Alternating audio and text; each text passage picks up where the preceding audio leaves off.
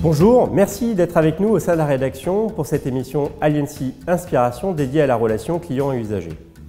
De nombreuses organisations, pour des raisons historiques, sont souvent silotées. L'usager et le consommateur, que nous sommes tous, est de plus en plus exigeant. La relation doit être sans faille. C'est précisément cet enjeu que nous avons décidé de traiter dans le cadre du programme Numérique en pratique avec notre partenaire ServiceNow.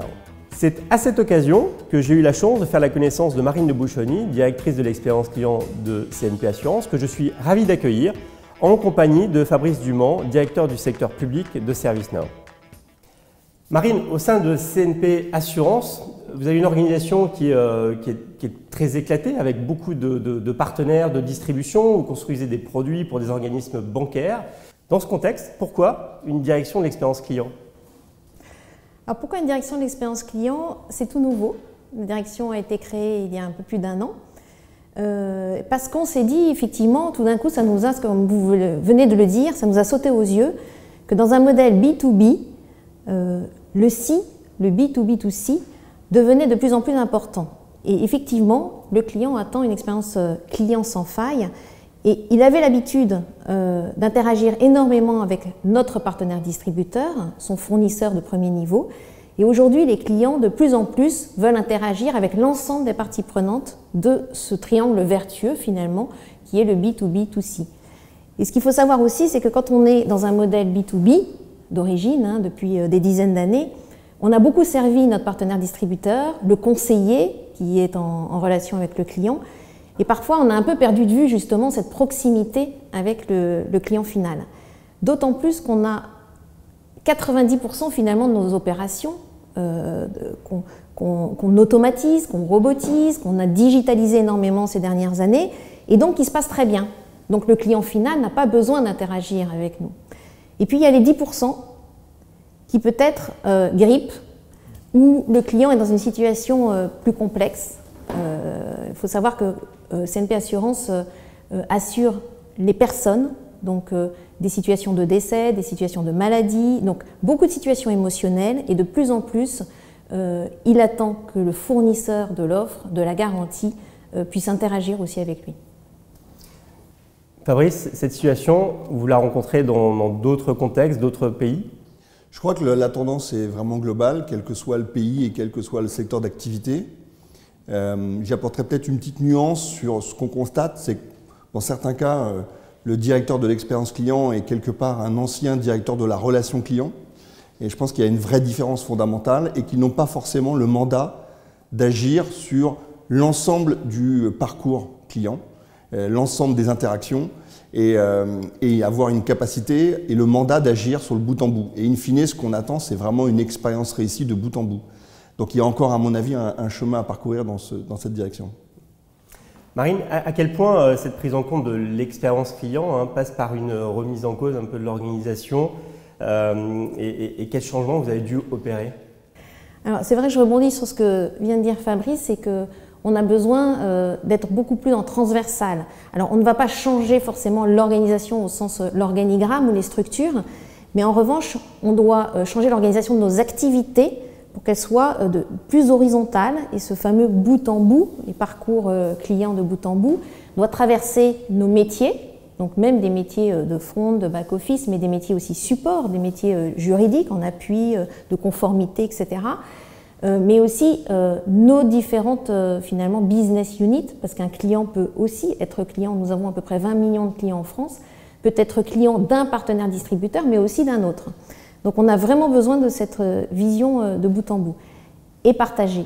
Et là, évidemment, l'essentiel, c'est de partager la donnée du client. Et de mettre à l'échelle cette continuité pour le client, en fait, et casser ces silos. Donc. Fabrice, on parle de clients ou d'usagers sur le secteur public. L'enjeu de casser les silos, de repenser l'organisation, c'est le même enjeu pour le secteur public ? Alors, repenser les organisations, ça reste un sujet tabou dans le secteur public. Mais ce serait facile néanmoins de brocarder un peu finalement les enjeux auxquels ils font face. Ils ont souvent des injonctions paradoxales dans leur capacité à se transformer. Mais moi je constate néanmoins qu'il y a un gros effort qui a été fait, des résultats probants. Et c'est quand même un secteur qui, quelque part, ose assumer ces enjeux et publier tous les ans 250 indicateurs sur les services en ligne de l'État sur 5 critères, c'est faire preuve déjà d'une volonté de changement. Et probablement, c'est le point de départ d'un processus d'amélioration. Marine, les silos, bon, ils sont liés à aussi l'organisation de vos offres, hein, et de fait, l'information et la donnée du client, elle peut être très diffuse dans une organisation comme la vôtre. Enfin, chacun peut posséder une partie de la donnée. Y a-t-il un enjeu technique et technologique pour réconcilier cette information? Alors, effectivement, l'information, elle est essentielle pour tout le monde. Et je reviens sur le triangle B2B2C, elle est essentielle pour notre partenaire distributeur et elle est essentielle pour le client final qui est propriétaire de cette donnée et qui veut aussi en tirer tous les bénéfices. Et elle est essentielle pour notre collaborateur. Donc on est vraiment là autour de la donnée, dans la symétrie des intentions. Alors, oui, technologiquement, il faut absolument qu'on s'organise et qu'on l'organise. Aujourd'hui, nous avons de gros travaux, on a créé une gouvernance de la donnée pour que cette donnée soit définie, soit référencée, qu'elle soit complète et qu'elle soit de qualité. Donc on a aussi créé des indicateurs de qualité et de complétude de la donnée que nous suivons tous les mois et que nous visons à faire progresser systématiquement en termes de pourcentage. Et ce qui est très important, c'est qu'après, une fois qu'elle est complète et de qualité, il faut effectivement la partager à bon escient. Et avec nos partenaires distributeurs, il faut que notre partenaire soit au courant. Par exemple, on parlait des interactions tout à l'heure. Un client qui appelle notre plateau téléphonique, il y en a quand même 1,5 million de clients qui appellent chaque année, même dans un modèle B2B2C. Il faut aussi que nous renvoyions cette information en temps réel à notre partenaire distributeur, quel qu'il soit, et à notre collaborateur. Parce que ce même client va interagir avec nous par courrier, directement rendez-vous physique dans une agence, etc. Donc pour ça, c'est aussi évidemment des liaisons à installer et à construire avec toutes les parties prenantes. Donc nous développons beaucoup, un énorme catalogue d'ailleurs d'API afin que nos différents partenaires puissent avoir et puissent venir chercher l'information en temps réel. Donc cette transparence pour un meilleur service à l'usager est clé en fait, non? Tout à fait, la transparence de la donnée, tout en, et ça c'est très important, tout en la protégeant pour gagner la confiance de notre client. Fabrice, quand on veut casser les silos, partager la donnée, il s'agit d'un défi technique, mais voyez-vous d'autres défis? Je pense que c'est effectivement, entre guillemets, la mère des batailles. Je pense qu'en parallèle, l'autre enjeu, c'est que cette donnée, elle doit servir à la transversalité, on l'a évoqué tout à l'heure, et cette transversalité, elle doit aussi s'outiller. C'est-à-dire pouvoir donner à l'organisation la capacité à déléguer au maximum d'initiatives au plus proche du client, mais dans un cadre de cohérence. Et dans ce cadre de cohérence, potentiellement partagé avec des partenaires. Et donc ça, de notre point de vue, il faut quand même outiller cette dimension de manière effectivement à décloisonner non seulement la donnée, mais décloisonner aussi ce qui se passe concrètement et les initiatives des différents départements, d'une part pour être capable de rendre compte de ce qui se passe, d'objectiver le résultat, mais aussi d'assurer un cadre de cohérence avec la stratégie initiée en amont. Alors, on arrive à la conclusion de cet échange. On comprend bien l'intérêt d'aborder la question à la fois sous l'angle de l'organisation, enfin organisationnel et technique, mais peut-on vraiment tout faire en même temps et par quoi on doit commencer? Alors ça, c'est votre dernière question, mais ça aurait pu être la première parce que c'est la plus importante. Et effectivement, quand j'ai créé la direction de l'expérience client, je me suis dit par quoi on commence? Il y a tellement de choses à faire. Donc nous, notre initiative, ça a été d'introduire la voix du client dans l'entreprise pour définir ces priorités-là. C'est-à-dire qu'on ne se les a pas définies tout seul. Pour ça, on crée un cockpit client qui est un outil de pilotage à destination à la fois du comité exécutif, des différents managers et des collaborateurs, donc aussi une transparence totale de la voix du client à l'intérieur de l'entreprise.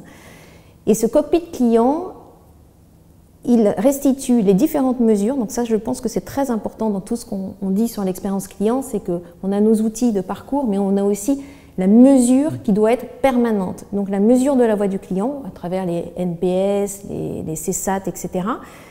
Dans ce cockpit, on veut aussi avoir la voix, les mots, donc on met des tops et des flops, parce qu'il n'y a rien de mieux pour illustrer auprès d'un membre du comité exécutif ou d'un collaborateur le top ou le flop qu'a pu nous dire le client. Et puis, on lie tout ça avec nos indicateurs internes que pour le coup on a beaucoup plus l'habitude de suivre, pour corréler et se dire finalement, si cet indicateur ou cette voie du client évolue comme ci, comme ça, est-ce que c'est lié à cet indicateur qui évolue? Et là, ça va déterminer nos plans d'action et nos priorités d'action. Voilà, ça crée une vraie dynamique de partage et de matérialiser aussi ce client au sein de l'organisation. Et c'est notre seul, finalement, et notre premier outil commun au sein de l'organisation, surtout quand on est en B2B2C et sur des métiers différents et des partenaires différents, c'est qu'il y a une voix unique du client. Et celle-là, ça apporte une autre réalité aussi dans l'entreprise, une réalité qui est aussi très objective. Merci beaucoup Marine. Fabrice, quel éclairage tu peux partager avec nous sur cet enjeu? L'éclairage, c'est plutôt un peu nous ce qu'on constate et je dirais le rapport entre les projets qui ont réussi et ceux qui continuent à rencontrer des difficultés. Nous, ce qu'on constate, c'est que le « et en même temps » fonctionne.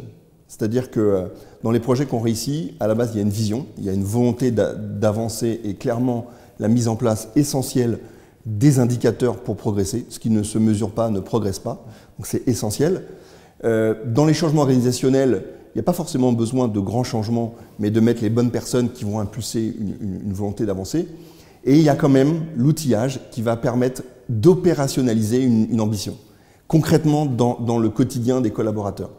Donc nous, on est plutôt, en tout cas c'est ce qu'on constate, plutôt partisans du « en même temps ». Merci à vous deux, merci d'avoir joué le jeu de cet échange. Alors Marine, on s'est rencontrés dans le cadre d'un groupe de travail auquel vous avez participé, vous étiez une dizaine à cette occasion.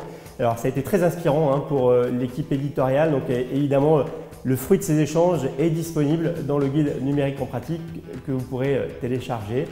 Le sujet expérience client est un sujet qui sera suivi de près au sein d'Alliancy, donc merci de nous suivre et n'hésitez pas à partager avec nous vos expériences et vos commentaires.